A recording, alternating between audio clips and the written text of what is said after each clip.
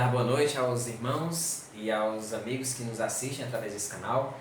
E dizer que mais uma vez infelizmente com tristeza, que nós não podemos estar juntos, reunidos na casa do Senhor, mas ainda assim com os corações alegres, por saber que mesmo distantes, cada um em sua casa, nós podemos louvar ao nosso Deus através deste canal e também podemos louvá-lo através dos cânticos e também através da pregação da sua palavra.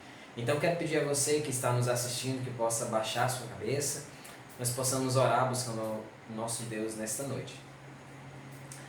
Obrigado, Pai, por podermos, Senhor, nos reunirmos em Teu nome, ó Deus, cada um em nossos casas, em nossos lares, e podemos, ó Deus, louvar, ó Deus, o Teu santo nome, Pai, com as nossas vozes, com as nossas vidas. Te pedimos, ó Deus, que o Senhor receba, ó Deus, a adoração do Teu povo, ó Deus, onde cada um estiver, ó Deus, que nós possamos nos desligar, ó Pai, de tudo aquilo que tem nos cercado, ó Pai, muitas vezes notícias que nos trazem até, ó Pai, temor ao coração, mas que possamos, ó Deus, descansar em Ti, ó Deus, confiar, ó Pai, que o Senhor está cuidando de nós, ó Deus, e que nós podemos Te louvar, ó Pai, por tudo que Tu és, ó Deus, e pelo Deus que Tu tens, da forma como Tu tens operado, ó Pai, em nossas vidas. Te rogamos, ó Pai, que o Senhor receba, ó Pai, a nossa adoração nesta noite, que nós possamos, ó Deus, louvar-Te, ó Pai, com o melhor que nós temos, ó Pai. Tudo isso te damos graças em nome do Teu amado Filho Jesus Cristo. Amém. Quero convidar você a abrir sua Bíblia, no livro de Salmos 147. Nós estaremos lendo todo o Salmo. Salmos 147. Um salmo que fala sobre louvor de adoração ao nosso Deus, a forma como Deus age em cuidado, em proteção pelo seu povo. Então que nós possamos ler esse salmo e meditar nele durante esse momento. Salmo 147 diz o seguinte: Louvai ao Senhor, porque é bom e amável cantar louvores ao nosso Deus. Fica-lhe bem o cântico de louvor. O Senhor edifica Jerusalém e congrega os dispersos de Israel. Sara os de coração quebrantado e lhes pensa as feridas. Conta o número das estrelas, chamando-as pelo seu nome. Grande é o Senhor, nosso, e muito poderoso. O seu entendimento não se pode medir. O Senhor ampara os humildes e dá com os ímpios em terra. Cantai ao Senhor com ações de graças, entoai louvores ao som da harpa ao nosso Deus, que cobre de nuvens os céus, prepara a chuva para a terra, faz brotar nos montes a erva, e dá o alimento aos animais e aos filhos dos corvos, quando clamam. Não faz caso da força do cavalo, nem se compraz nos músculos dos guerreiros. Agrada-se o Senhor dos que o temem e dos que esperam na sua misericórdia. Louva Jerusalém ao Senhor, louva Sião ao teu Deus, pois ele reforçou as trancas das tuas portas e abençoou os teus filhos dentro de ti. Estabeleceu a paz nas tuas fronteiras e te farta com o melhor do trigo. Ele envia as suas ordens à terra e sua palavra corre velozmente. Dá a neve como lã e espalha a geada como cinza. Ele arroja o seu gelo em migalhas. Quem resiste ao seu frio? Manda a sua palavra e o derrete. Faz soprar o vento e as águas correm. Mostra a sua palavra a Jacó, as suas leis e os seus preceitos a Israel. Não fez assim a nenhuma outra nação. Todos ignoram seus preceitos. Aleluia. Então é esse Deus que nós vamos adorar nesta noite. Você possa cantar louvores a Ele, mesmo aí da sua casa. Possa adorá-lo com sua voz, com sua vida. Então nós vamos cantar 2 cânticos nesse momento. Vamos então cantar o cântico Estou Seguro. Você pode estar cantando aí o cântico do cantor cristão, número 314, que tem por título Estou Seguro.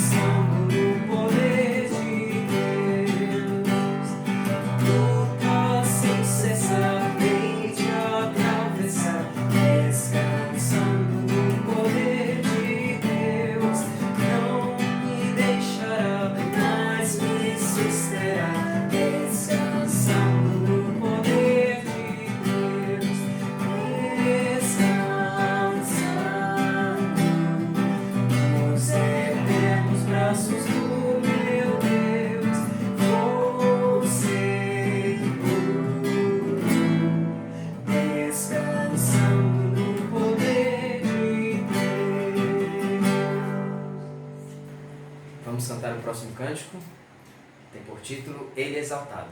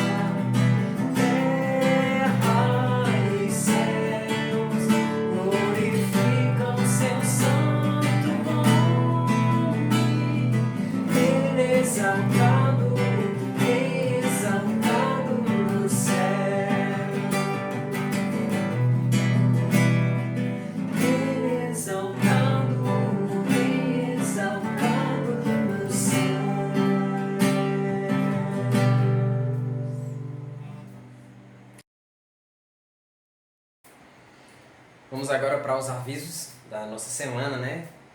Nós não estamos nos reunindo na igreja, mas nós temos algumas programações que estão acontecendo sempre durante a semana. Então nós temos aqui nas quartas-feiras, nós estamos tendo o culto de oração, onde está sendo disponibilizado nos grupos material para que você possa fazer na sua casa o seu devocional junto com sua família. Então, mesmo não estando na igreja, mas você pode se reunir em casa, fazer o culto familiar juntamente com sua família. Nas sextas-feiras, nós estamos tendo, lá na igreja, está tendo um acompanhamento pastoral, tanto o pastor Cássio como o pastor Márcio estão revezando lá para acompanhar os irmãos, recebê-los em alguma necessidade que vocês, porventura, venham a ter. E também, se os irmãos quiserem levar os seus dízimos, suas ofertas, está sendo depositado lá no gasofilácio, e também os valores do carnê. Se você também quer levar, os pastores estarão ali recebendo esses valores durante a sexta-feira, tá bem? Das 8 horas da manhã às 11 e das 2 às 5 horas da tarde, tá bom? Lembrando aos irmãos que de segunda a sexta, os irmãos que quiserem também doar para o banco de alimentação, que nós temos ajudado alguns irmãos que têm precisado na igreja, você pode das 6 às 7 horas da noite fazer isso, você pode procurar o irmão Zé Hilton e ele vai estar ali disponibilizando a chave para que você possa juntamente com ele ir lá e fazer a sua doação, tá bem? Lembrando também aos irmãos que no sábado nós temos mocidade, através do aplicativo Zoom. Então os jovens aí, adolescentes, não deixem de baixar o aplicativo e se reunirem sempre às 7 horas, aos sábados, para que nós possamos ter esse tempo abençoado. Aos domingos nós temos tido pela manhã a escola dominical, também só com as classes dos jovens e adolescentes, com o pastor Cássio, e as classes dos adultos com o pastor Márcio, também pelo aplicativo Zoom. Então, se você é membro da igreja, se você não é, mas também quer participar, então baixe o aplicativo Zoom e nós estaremos enviando o link para você, tá bem, no WhatsApp, para que você possa fazer parte da EBD. À noite, nós temos lembrar os irmãos que nós temos o culto às 6h30, um culto como esse, que será disponibilizado o link no grupo da igreja.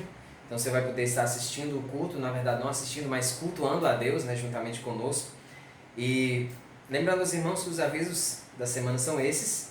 Então não deixe de acompanhar nos grupos, se tiver alguma outra informação nós estaremos informando. E somente isso, tá bem? Vamos cantar mais um cântico que tem por título Nosso Deus é Soberano.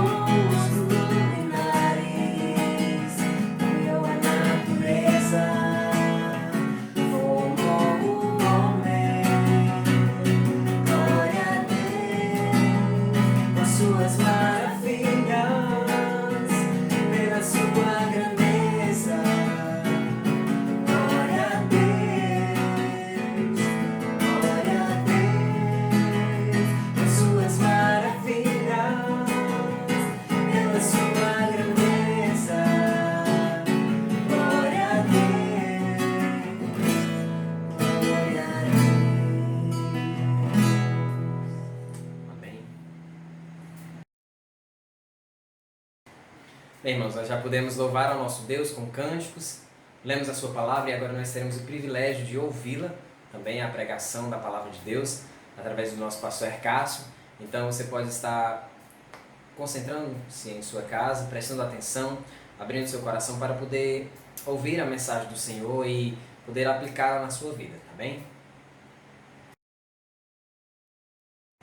Boa noite, meus amados irmãos. O tema da nossa mensagem de hoje é quando Jesus dá um toque de esperança. Das diversas coisas que provam e muitas vezes dissipam a nossa confiança em Deus, a dor, o sofrimento e as incertezas da vida são as que mais se destacam, ainda que estas coisas sejam apenas possibilidades futuras. Mesmo você e eu, sendo cristãos verdadeiros, uma hora ou outra nós iremos nos deparar com algum tipo dessas batalhas que nós deveremos travar. Dependendo do modo como nós temos conduzido a nossa vida cristã, essas coisas aparecerão uma hora ou outra, mesmo que nós estejamos preparados. Portanto, a questão não é como evitar essas coisas, mas como saber lidar com elas. Diante de tudo isso, uma pergunta a fazer é muito importante. Em meio à dor, o sofrimento e as incertezas da vida, é possível ter esperança e crer que as coisas podem mudar para melhor? Há um texto no Evangelho de Lucas, capítulo 7, versículos do 11 ao 17, que pode nos ajudar sobre esse assunto. Então peço que você abra sua Bíblia e leia comigo. Lucas, capítulo 7, versículos do 11 até o 17, que diz assim: Pouco depois, Jesus foi para uma cidade chamada Naim, e os seus discípulos e numerosa multidão iam com ele. Ao aproximar-se do portão da cidade, eis que saía o enterro do filho único de uma viúva, e grande multidão da cidade ia com ela. Ao vê-la, o Senhor se compadeceu dela e lhe disse: Não chore. Chegando-se, tocou no caixão e os que estavam carregando pararam. Então Jesus disse: Jovem, eu ordeno a você, levante-se. O que estava morto sentou-se e passou a falar. E Jesus o restituiu à sua mãe. Todos ficaram possuídos de temor e glorificavam a Deus, dizendo: grande profeta se levantou entre nós, Deus visitou o seu povo. Esta notícia a respeito de Jesus se espalhou por toda a Judéia e por toda aquela região. Então vamos fazer uma oração. Maravilhoso Deus e Pai querido, nós queremos agradecer ao Senhor por Tua palavra e suplicar que a mesma fale aos nossos corações. Que o Senhor edifique as nossas vidas através dela e que a nossa vida possa refletir a Tua glória e que os nossos corações aqueçam ainda mais de amor pelo Senhor. Em nome de Jesus, amém. Muito bem, eu quero contextualizar a passagem em que nós estamos. Este evangelho ele foi escrito por um homem chamado Lucas, que era um médico grego, onde o mesmo escreve o seu livro falando sobre a vida de Jesus, principalmente a beleza da sua humanidade e a aceitação que ele tinha por pecadores, mulheres, crianças e pobres, fazendo um contraste com a figura do homem grego que era tão divulgado naquela época. Acima de tudo, o livro busca demonstrar como este homem, Jesus, proporciona salvação para todas as pessoas. O Evangelho de Lucas ele poderia até ser dividido em 5 aspectos da vida de Jesus.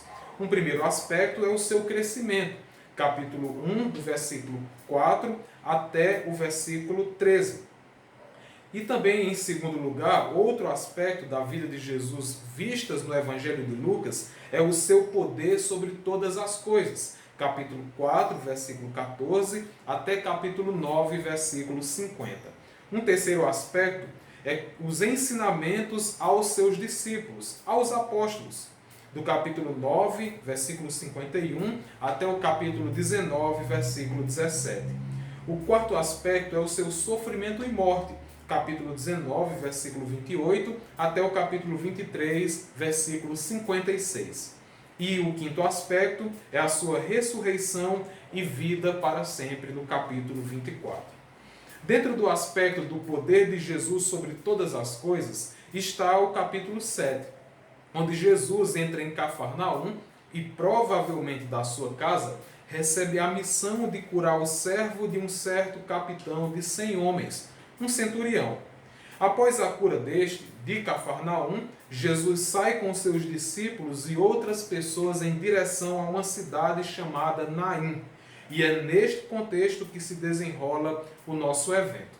Mas relembrando a pergunta que nós fizemos na introdução. Em meio à dor, o sofrimento e as incertezas da vida, é possível ter esperança e crer que as coisas podem mudar para melhor? A resposta é sim, é possível, porque a mudança não depende, no fim das contas, da nossa capacidade, resiliência e controle sobre todas as coisas, mas de um Jesus que se compadece de nós e busca sempre o nosso bem-estar. Eu quero que você vá comigo então para os versos 11 e 12 e nós iremos entender e perceber como essa ideia se materializa nesse texto. Primeiro, o versículo 11 diz assim: Pouco depois, Jesus foi para uma cidade chamada Naim, e os seus discípulos e numerosa multidão iam com ele. O texto aqui fala que Jesus ele percorreu um longo percurso, uma longa distância. Jesus ele foi um mestre muito ativo na obra do seu Pai. E é muito comum nós, a partir dos evangelhos, percebermos as atividades de Jesus, a sua proatividade.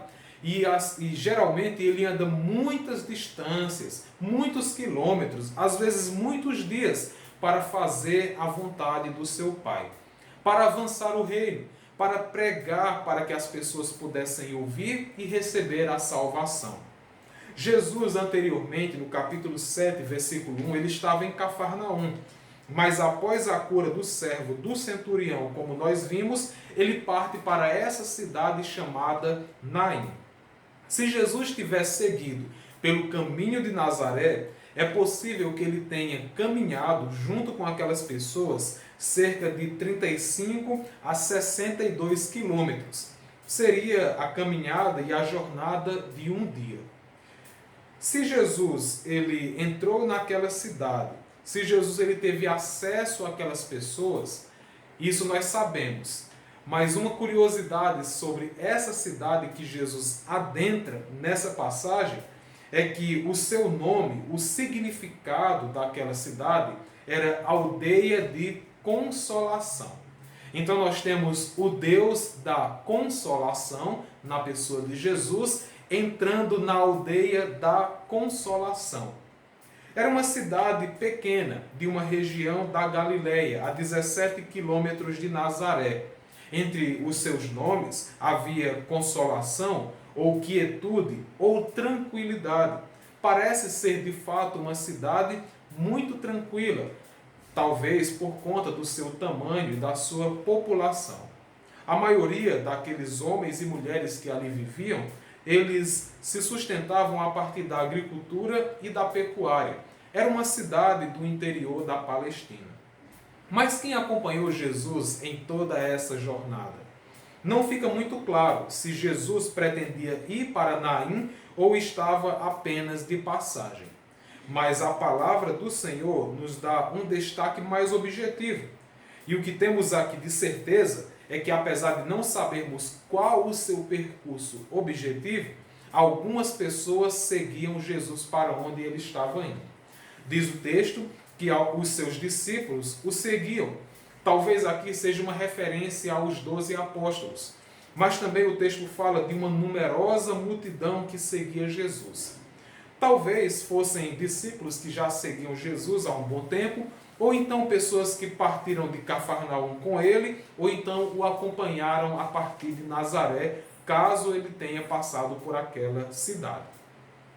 Ou então, se levarmos em consideração que pessoas também entravam e saíam da cidade de Naim e conheciam sobre Jesus, é possível que pessoas daquela comunidade de Naim, daquela cidade, também tenham acompanhado Jesus quando ele estava adentrando na cidade. Por isso, essa numerosa multidão.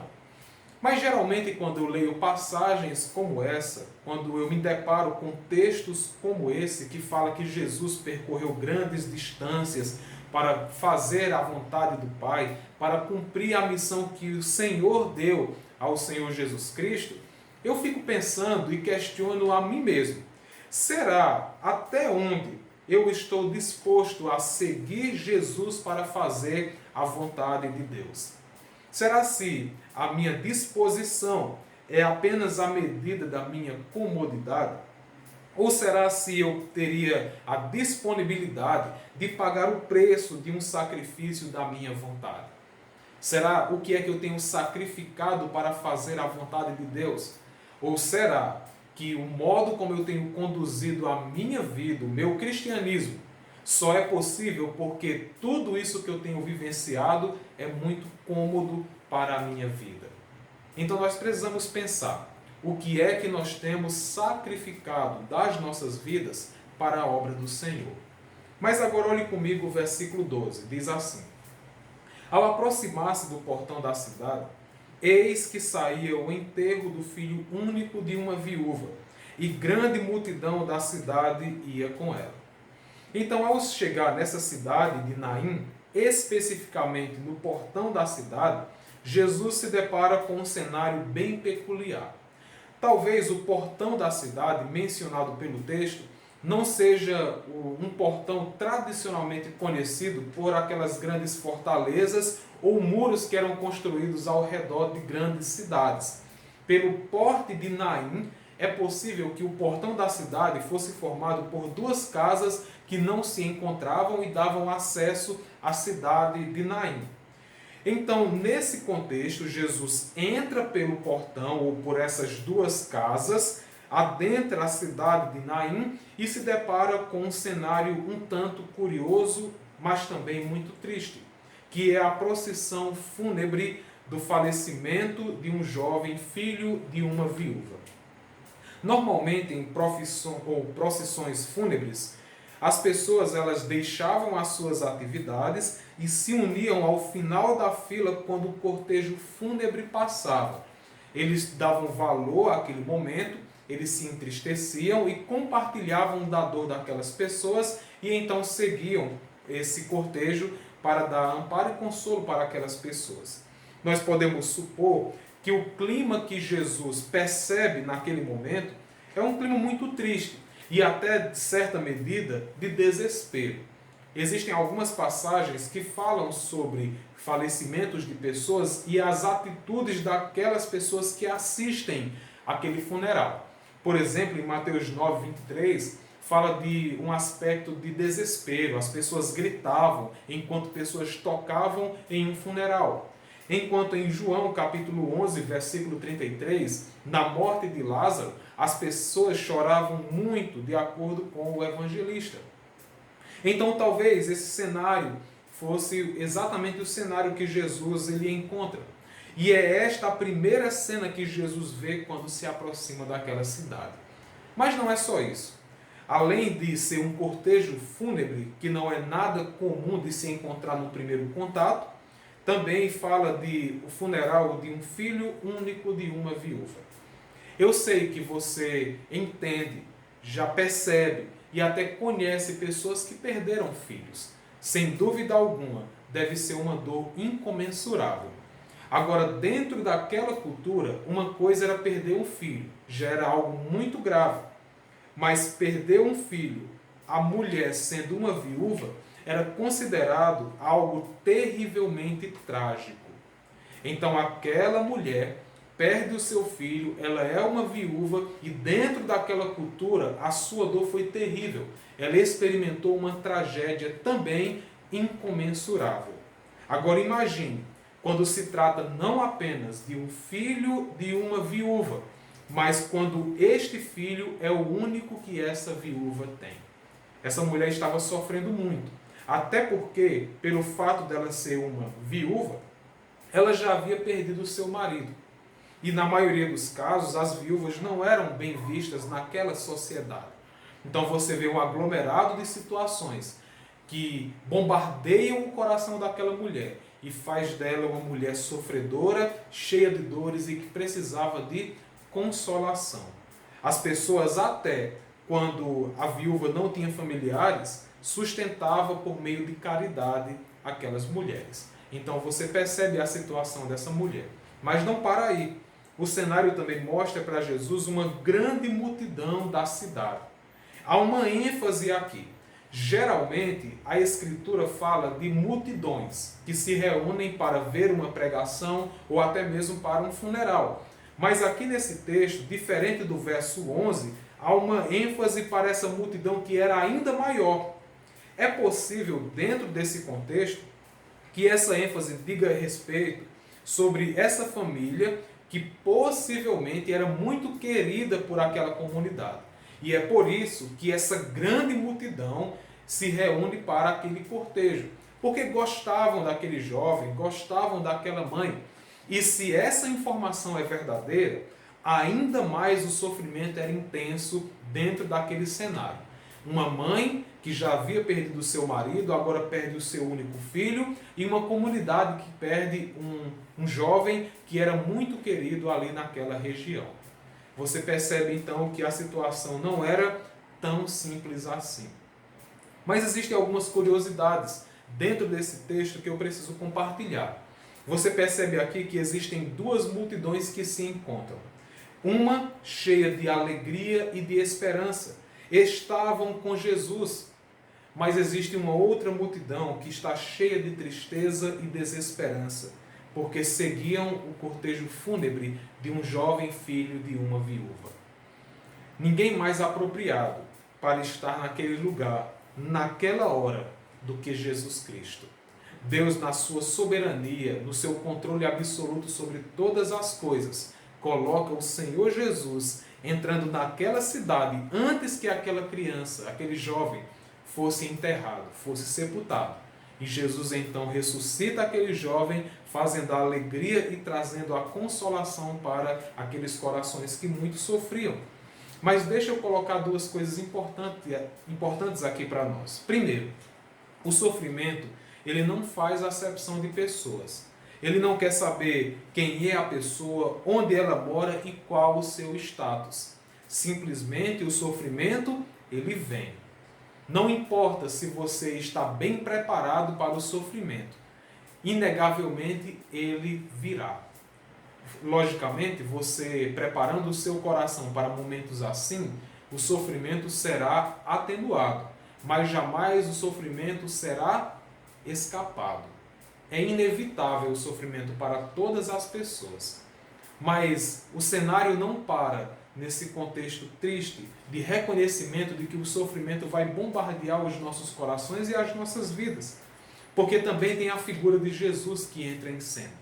Se Jesus, então, entra em cena e ele é onipresente, ele é onisciente e ele é onipotente, então se você está sofrendo, se você tem um problema, ele está vendo o seu problema.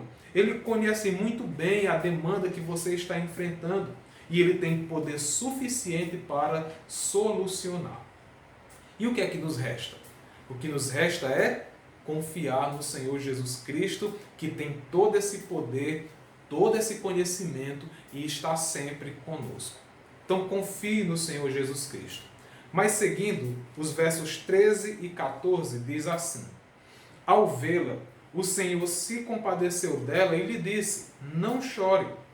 Chegando-se, tocou no caixão e os que estavam carregando pararam. Então Jesus disse: Jovem, eu ordeno a você, levante-se. Você olha para essa passagem e percebe que a cena é incrível. É uma cena muito peculiar. Jesus primeiro, ele se depara com aquela situação e ele se compadece daquela mãe. E também, além disso, além da sua compaixão, ele profere uma palavra de conforto para aquela mulher. A palavra para compaixão está bem presente no Evangelho de Lucas. Por exemplo, em Lucas 10 e 33, na passagem do bom samaritano, diz assim: Certo samaritano que seguiu seu caminho passou perto do homem e, vendo-o, compadeceu-se dele. Nós já conhecemos a história, já sabemos daquele homem samaritano que vê um homem semi-morto e ajuda, auxilia. E qual o fundamento desse auxílio? A compaixão. Ele se compadece daquele homem, então ele ajuda. Mas também, em Lucas capítulo 15, versículo 20, tem a passagem do filho pródigo, que depois de tudo que aconteceu com aquele jovem, diz a passagem no versículo 20, e arrumando-se foi para o seu pai, arrependido. Ele sabia que tinha feito besteira, mas ele volta. E vinha ele ainda longe, quando seu pai o avistou e, compadecido dele, correndo, o abraçou e beijou. O pai se compadece do seu filho, abraça e o beija. Essa palavra para compaixão tem a ideia de sentir simpatia por alguém ou ter pena de alguém. São dois significados possíveis. A compaixão de Jesus, ela também é conhecida nos evangelhos. Por exemplo, Mateus 9,36, quando diz: Ao ver as multidões, Jesus se compadeceu delas, porque estavam aflitas e exaustas como ovelhas que não têm pastor. Mas também Mateus capítulo 14, versículo 14 diz: Ao desembarcar, Jesus viu uma grande multidão, compadeceu-se dela e curou os seus enfermos. Curiosamente, se você perceber, a compaixão de Jesus sempre envolve uma ação posterior. Ele tem a compaixão, ele se compadece de alguém e ele age. Ele toma uma atitude de solucionar os problemas daquela pessoa, ou daquele povoado, ou daquele grupo de pessoas. A Almeida Revista e Corrigida e a Almeida Corrigida Fiel, que são duas versões da Escritura, traduzem a ideia como moveu-se de íntima compaixão por ela, que também é outra tradução possível. Então, a compaixão de Jesus saiu do íntimo do seu coração. Não foi uma coisa superficial, não foi uma lágrima simplesmente por uma situação adversa, mas Jesus amou aquela mulher e a sua compaixão foi tão grande que do seu íntimo surgiu ou jorrou uma palavra muito simples, talvez controversa, mas de extrema relevância. Ele disse para aquela mulher: não chore. Jesus ele não era insensível. Jesus também não era um louco para saber o que aquela mulher estava passando. O que Jesus falou estava ancorado na sua sinceridade, na sua motivação, nos seus sentimentos, na sua autoridade e no seu poder. Ele não disse aquilo apenas da boca para fora, ou então como um jargão que as pessoas repetem quando alguém está sofrendo. Ele falou aquilo porque ele sabia que poderia auxiliar aquela mulher. Você já imaginou algum momento na sua vida, talvez uma circunstância adversa, um momento ou uma ocasião turbulenta, e você imaginar Jesus chegando para você, olhando nos seus olhos e dizendo, não chore? Já imaginou isso? Pois tenha certeza que a confiança que nós temos ou podemos ter em Jesus torna possível enxergar uma cena como essas, pelos olhos da fé, mas claro, ancoradas em palavras como, por exemplo, não se turbe o vosso coração, creia em Deus e creia também em mim. Obviamente, nós não teremos nesse momento o Senhor Jesus presente aqui para nos dizer pessoalmente, não chore, mas pela fé nós podemos acreditar e imaginar uma situação muito objetiva e até muito material diante dos nossos olhos, em que Jesus olha para nós, reconhece o nosso sofrimento e simplesmente diz, não chore. E são palavras que consolarão o nosso coração e farão grande diferença nas lutas que nós temos, nas adversidades, nas tribulações que a vida nos impõe. Jesus, ele então para o cortejo fúnebre e profere uma palavra autoritativa sobre a vida daquele jovem. Ele diz, levante-se. Todos podem até proferir algo semelhante, ver uma pessoa morta e dizer, se levante. Ou então ver alguém sofrendo e dizer, pare de sofrer. Ou então ver alguém com uma situação muito adversa e dizer, olha, essa situação acaba a partir de agora. Porém, ainda que seja possível dizer tais palavras, os resultados não serão os mesmos. Isso com qualquer problema da vida. Não existe essa ideia de uma confissão positiva que faz com que os problemas acabem apenas com uma simples proclamação. A não ser que a pessoa que proclame seja o próprio Senhor Jesus Cristo. A postura de Jesus foi, no mínimo, curiosa e controversa. Por quê? Porque Jesus ele para e interrompe o funeral, algo que era um crime na lei e no costume judaico. Mas também Jesus ele toca no caixão.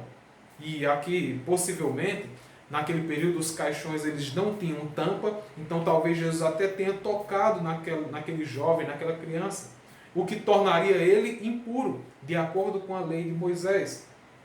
Ele também quebra o costume da época, em que os acompanhantes iam na parte de trás e deixavam os parentes na frente, especialmente a mãe e o pai. Mas Jesus ele vai logo para a frente do cortejo fúnebre.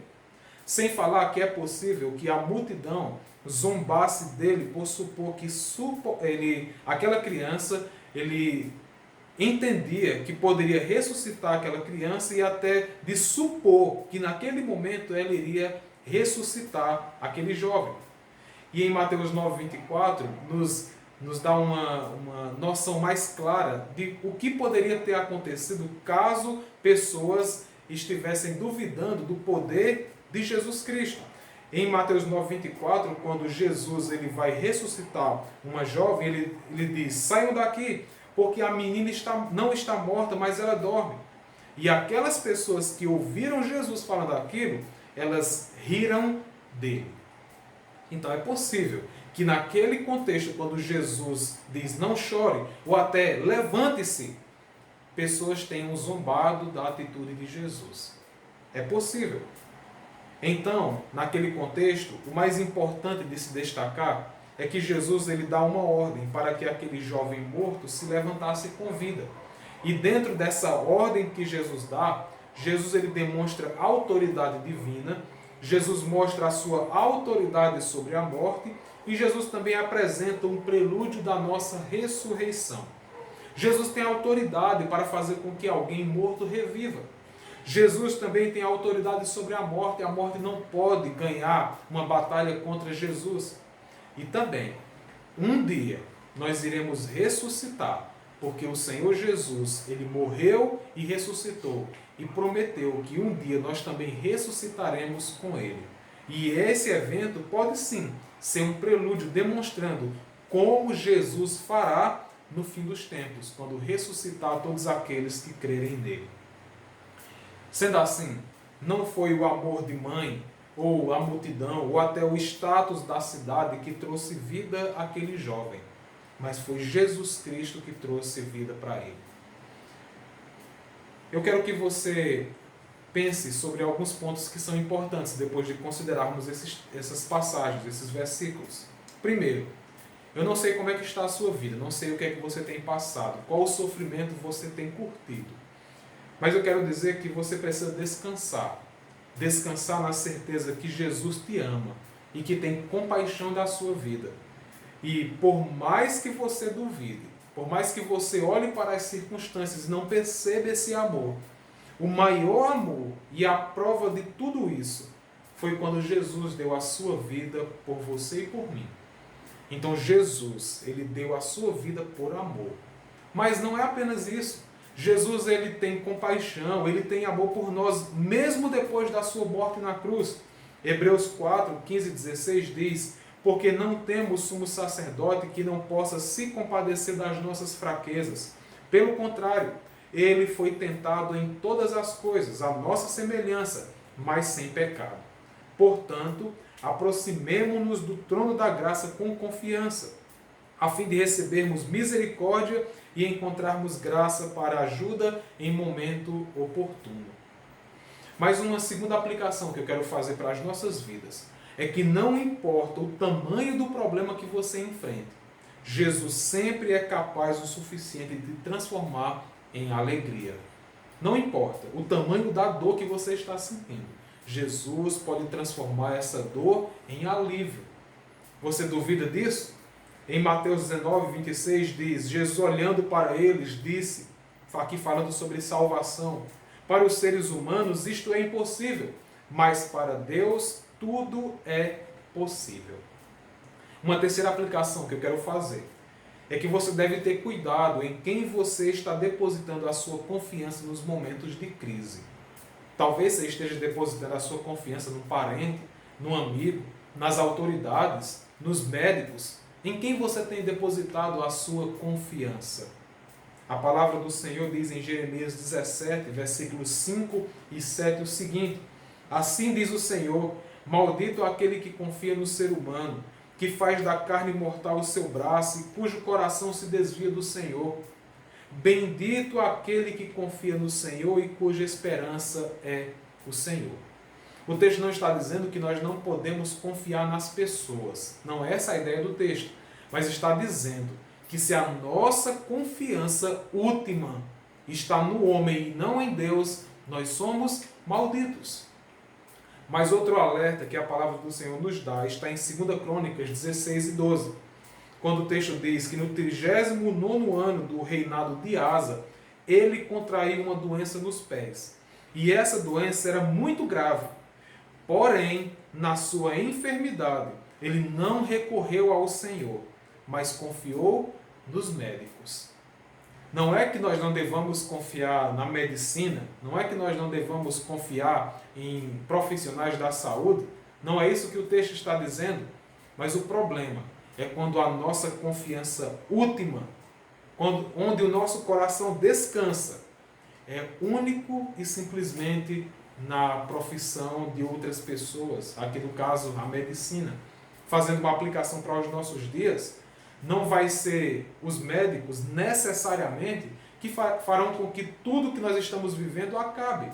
Eles serão usados para fazer isso, mas a nossa confiança deve ser no Senhor, que está por trás de tudo e move para que as coisas aconteçam de modo favorável para todos nós. Então, devemos confiar nas pessoas, nos profissionais, sim, mas a nossa confiança última deve ser no Senhor. É nele que nós devemos depositar a nossa confiança. E o que é que acontece quando nós depositamos a nossa confiança no poder de Jesus em momentos adversos? O que é que acontece? Primeiro, está no versículo 15. Diz o texto: o que estava morto sentou-se e passou a falar, e Jesus o restituiu à sua mãe. Nós podemos aqui destacar que o que é que acontece quando depositamos a nossa confiança em Jesus em momentos adversos é que nós provaremos dos benefícios que apenas Jesus ele pode nos oferecer. Nesse caso aqui, um jovem recebeu novamente a vida, a mãe recebeu o único filho de volta e uma comunidade recebeu um jovem, possivelmente bem querido por eles. E nós, quando nós confiamos no Senhor, nós provaremos de um consolo que é durável, um consolo que é satisfatório, só encontraremos em Jesus. Outras pessoas podem até ser usadas por Ele para nos trazer conforto, nos trazer auxílio, mas no fim das contas, o consolo que verdadeiramente importa é o consolo que vem do Senhor. Mas o que acontece, em segundo lugar, quando depositamos a nossa confiança no poder de Jesus em momentos adversos? É que nós daremos um testemunho para as pessoas à nossa volta, que pode conduzi-los a glorificarem a Deus. Versículo 16. Todos ficaram possuídos de temor e glorificavam a Deus, dizendo: grande profeta se levantou entre nós, Deus visitou o seu povo. Quantas vezes homens e mulheres descrentes não ficaram abismados com milagres operados por Deus? Quantas vezes? Recentemente nós vimos um caso assim. É claro que muitos desprezarão a atuação divina e não renderão homenagens a Deus, mas a maioria, ainda que não convertidos, apontarão para Deus como o autor de tamanha façanha. Mas, se tratando de crentes, ao verem um testemunho de tamanha confiança no Senhor, isso pode levar aquela pessoa ao encorajamento, à devoção e à intensa entrega a Deus. Mas cuidado, o contrário também é verdadeiro. Eu quero destacar uma terceira lição que nós aprendemos. E o que acontece quando nós depositamos a nossa confiança no poder de Jesus em momentos adversos. Está no versículo 17. Esta notícia a respeito de Jesus se espalhou por toda a Judéia e por toda aquela região. É assim que a passagem termina. E nesse ponto aqui eu quero destacar que quando nós confiamos em Jesus, quando as coisas não vão bem, o nome dele pode se tornar conhecido como aquele que pode resolver os problemas mais complexos, inclusive sobre a salvação eterna.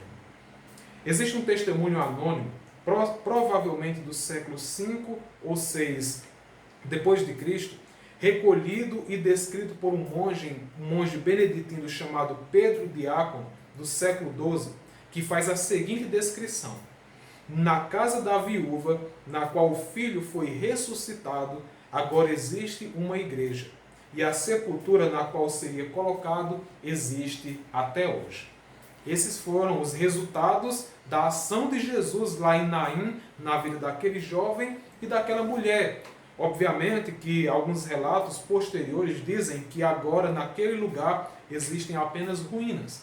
Mas houve um resultado. Pessoas se converteram e uma igreja possivelmente foi fundada naquele lugar, na casa daquela mulher. Existem muitos testemunhos de pessoas cristãs que foram solicitadas por descrentes para resolverem algum problema. Talvez problemas espirituais, uma oração por enfermo, um aconselhamento por um problema sério e até possessão demoníaca. Mas por qual motivo eles fizeram isso? Porque essas pessoas, elas sabem que o Jesus que nós cremos, esse sim, ele merece confiança. Porque nós confiamos no Jesus que tem poder para resolver todas as coisas. O apóstolo João, no capítulo 20, versículos 30 e 31, afirma que os sinais de Jesus servem para conduzir pessoas à salvação. Se as pessoas reconhecerem verdadeiramente a fonte do milagre, ou seja, Jesus, e passarem a crer verdadeiramente nele, então essas pessoas serão salvas. Olha o que é que diz o texto. Na verdade, Jesus fez diante dos seus discípulos muitos outros sinais que não estão escritos nesse livro. Estes, porém, foram registrados para que vocês creiam que Jesus é o Cristo, o Filho de Deus, e para que, crendo, tenham vida em seu nome. Eu quero fazer algumas considerações finais antes de encerrarmos a nossa mensagem. A primeira consideração que eu quero fazer é que Jesus, ele pode estar nesse momento tocando em você por meio da palavra e te chamando para se levantar de tudo o que está matando a sua vida. Talvez um vício, talvez a falta de perdão, você talvez não esteja se relacionando e tendo compromissos com Deus. Então Deus, ele pode estar lhe dando uma oportunidade para rever as suas atitudes, tocando o seu coração através dessa mensagem e chamando você para deixar os seus pecados e fazer a vontade do Senhor. Mas em segundo lugar, se você não é crente, ele está te chamando para ter vida de verdade. Eu não sei qual a sua situação, o que é que você pensa sobre o cristianismo, não sei como você tem aproveitado a sua vida, mas fato é que se você não é crente, se você não entregou a sua vida a Jesus, você não vive uma vida verdadeiramente agradável ao Senhor. E a palavra dele nos diz em João 10:10 que Jesus veio para que todos tenham vida e vida em abundância.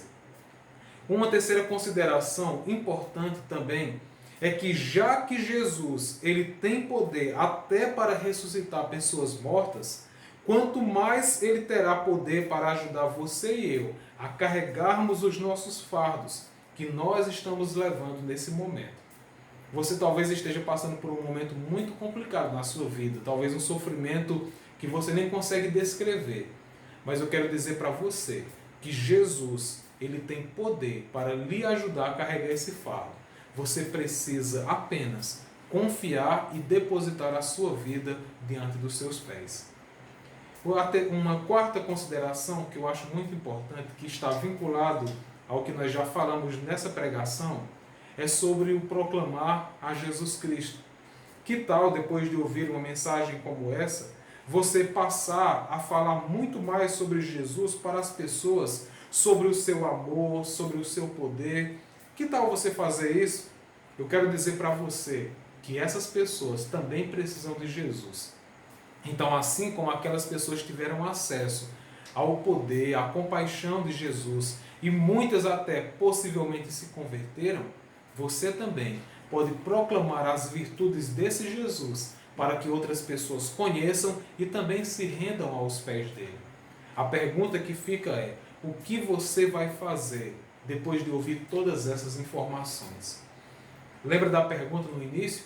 Em meio à dor, o sofrimento e as incertezas da vida, é possível ter esperanças e crer que as coisas podem mudar para melhor? E a resposta que nós demos e confirmamos com essa mensagem é sim, é possível, porque a mudança não depende da nossa capacidade, não depende da nossa resiliência e não depende do nosso controle sobre as coisas, mas depende de um Jesus que se compadece de nós e busca sempre o nosso bem. Então, o meu desejo é que essa mensagem fale ao seu coração, transforme a sua vida e faça com que Jesus, aos seus olhos, se torne mais atrativo, se torne mais querido por você, porque o seu poder é grandioso e a sua compaixão e a sua consolação é incomensurável. Então, que Deus abençoe grandemente a sua vida.